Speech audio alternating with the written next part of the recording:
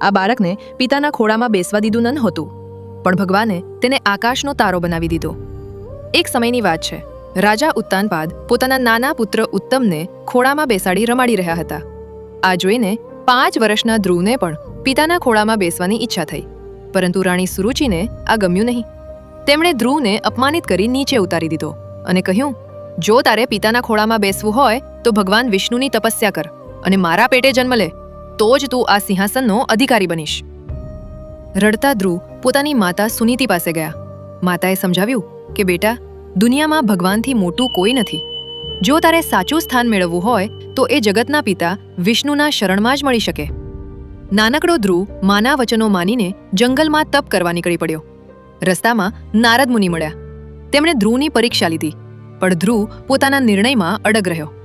નારદજીએ તેને એ નમો ભગવતે વાસુદેવાય મંત્રની દીક્ષા આપી. ધ્રુવે મધુવનમાં જઈને કઠોર તપસ્યા શરૂ કરી. પહેલા ફળો, પછી પાંદડા અને છેલ્લે માત્ર શ્વાસ રોકીને એક પગે ઊભા રહી ભગવાનનું ધ્યાન ધર્યું.